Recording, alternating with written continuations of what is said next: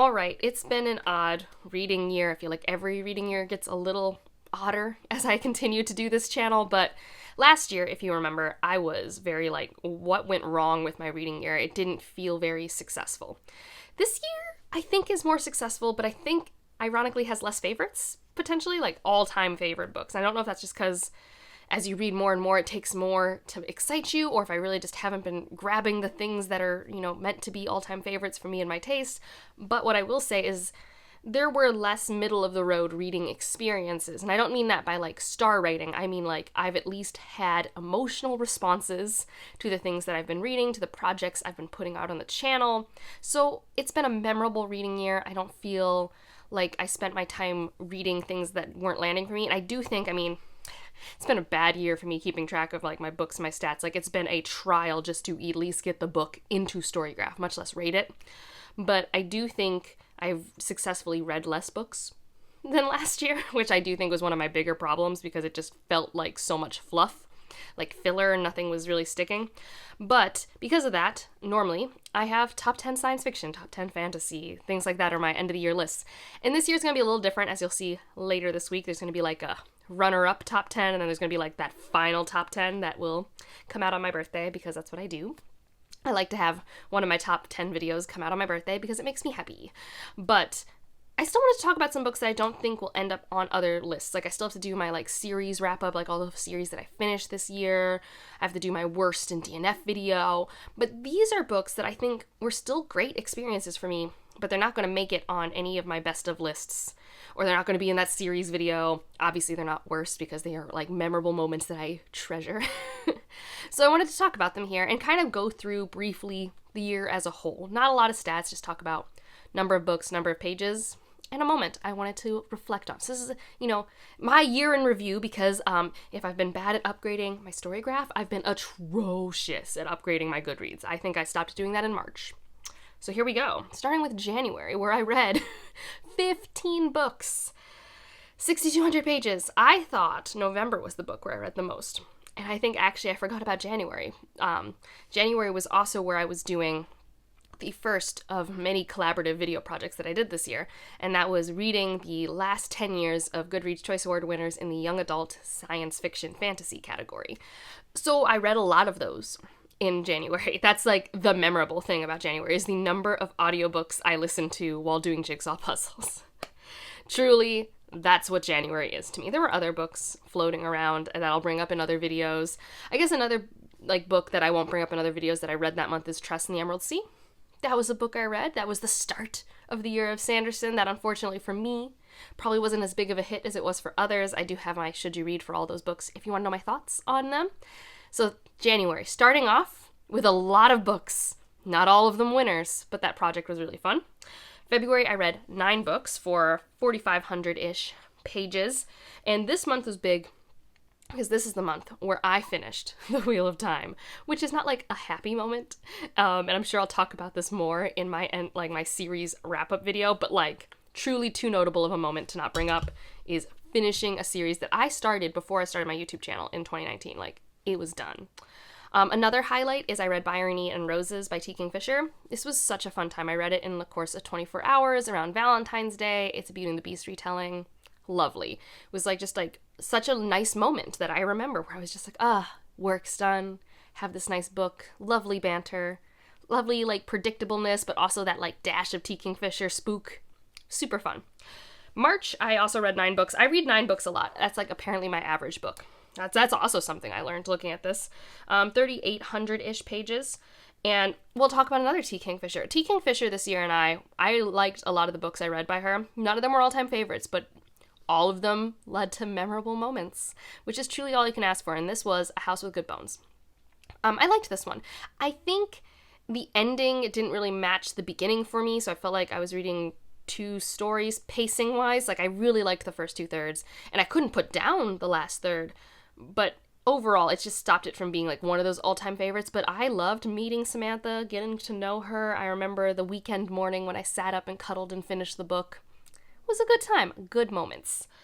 April, I only read 6 books, 3,000 pages. I don't remember what was happening in April.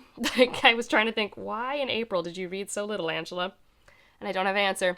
I cannot remember. March, I got sick and I went to another country, and I still read 9 books. So I don't know why April we weren't doing it.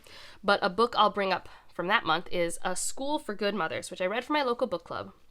And I generally did like, but it was also an oddly triggering experience. So I don't know if that was a positive reading experience. Like, it wasn't a bad enough book that I'm going to talk about it on, like, my worst of or should have DNF'd or whatever video later on. But, like, this book's story about this mother who has their child taken away from them and has to go to this school to prove she can be a good mother was so anxiety-inducing for me initially at the first 100 pages. Probably because I am someone who was a child where the justice system did separate my parent from me because it deemed them unfit. Like, that definitely plays a role. But again, we're talking about memorable experiences, and that was like, I was texting a friend being like, tell me when we go to the school. I think I'll feel better once we're at the school, but like this ramp up to the school, I'm not doing okay. I'm not healthy. So that was memorable. May, we're back up to 12 books, 5,300 pages. I don't know what I was doing in May to read so much. Maybe it's because I was like itching to read again because I didn't read a lot in April. But Leech is the book that I would talk about here that is a solid 4-star read, and I think it's really good at what it's doing. I think it deserves a little bit more attention. It's like such an interesting gothic sci-fi book, perfect for this time of year. Like, it's in a cold, winter, deserted place. It's got this fun world building of like, it is far future, something odd's happened, we have a very different relationship with technology and place. There's this main character who is part of this parasitic symbiote. It's really cool. A lot of interesting ideas, especially if you like gothic pacing. I would definitely give this a look. And so for me, this is just like kind of one of those standout projects of like, man, I really appreciate what you were doing, even if you're not perfect for me. All right, June, I again only read 6 books. I think this makes a bit more sense though, because I'm getting ready to go to Cartagena for my wedding. So this feels like this makes more sense. 3,400 pages. The highlight for this is I read one of the Pulitzer Prize winners. I read Trust for my local book club. And I've read a book by this author in the past. I read Into the Distance by him, and I really liked it. So I was excited to read Trust, and it was just a lovely book club discussion. It was an engaging read for me. I kind of liked its project. Is it an all-time favorite? No, it's just a solid 4-star read, but I had a good time with it, so that was pretty neat. For July, somehow, we got up to 12 books, and I guess 5,200 pages.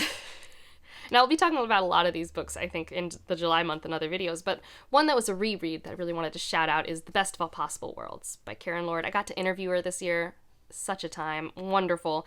And I love this book. It's one of my favorite books of all time, and I got to spoiler vlog it for my patrons, which was awesome. It was one of those, it's one of those books where you want to talk to someone about it after every chapter. And that's what I did. I sat down and I talked after every chapter too about why I loved those chapters.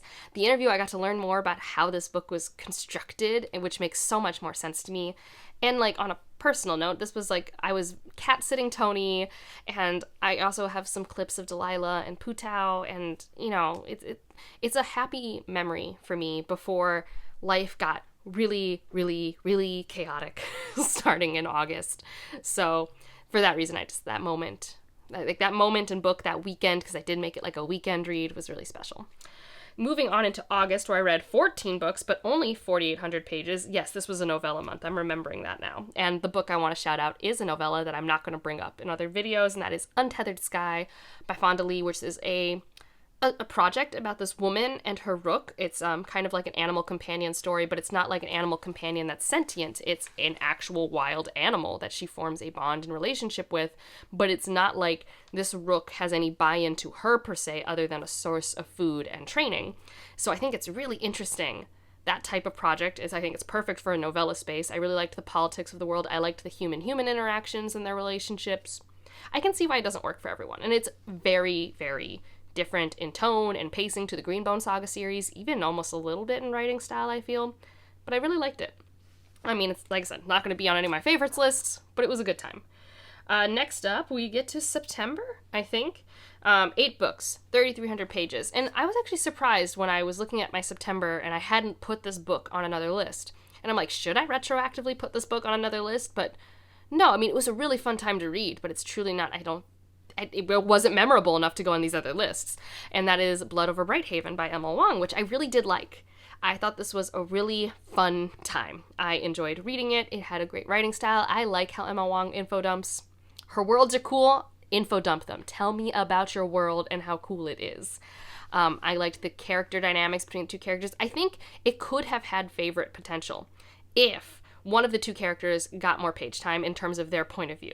We spent a lot of time with this woman who's kind of like the equivalent of a scientist, I think, in their world, like as a science magic person, someone who's involved with the tech. And she has a strong prejudice against the race of people that everyone has a strong prejudice against, and like, it's done well. It's a little excessive and annoying at times just because you're just like, ugh, I hate that this is your trait, even if it makes sense. And our other character is of the class of people that everyone has prejudice against. And I just think he's cooler. I just thought he was a cooler character. Would have liked to hang out with him a bit. But super cool world, great ideas, had fun. All right, October, 9 books, 4,200 pages, and I'll bring up another Sanderson secret project here, and that is The Sunlit Man. This was my favorite of the 4, if you haven't watched my Should You Read. This one was fun. It was made for Cosmere fans, and I'm one of those, like, in terms of, like, the world and the ecology and the magic of the Cosmere. Super fun. And even though it's a little fast-paced for my taste, I mean, I think all the secret projects are, this one did have, for me, enough slow moments for our main character. It's definitely still not a perfect book for me, hence it's not on any favorites or anything like that. But I had a fun time with it, and I did feel like it was catered to, like, all right, I'm gonna teach you more about this universe. You guys have been patient. Here's some more Easter eggs, more drops, like, so fun.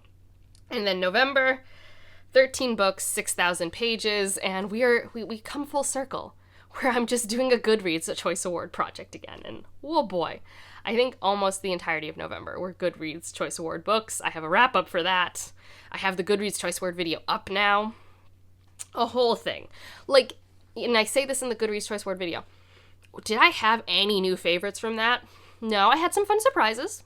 That was cool. Some pleasurable experiences. A lot of average to meh experiences. But on a whole, I think it met me in my moment of where my brain was at for reading, and it made me feel like I had control and serotonin and productivity in a way that I think was really useful. So yeah, not, I think, as bad as last year, even though I feel like I had more actual favorites last year, but I still have books that I'm ready to shout from the rooftops about later this week, so come back Wednesday and Friday for some fun top 10s. I think they're both top 10s. And if you just want to leave an emoji to let me know you're here, I think there's a calendar emoji, right? Like, I think that'd be a fun one. And otherwise, like if you liked it, subscribe if you want to, and I'll see you in the next one. Bye.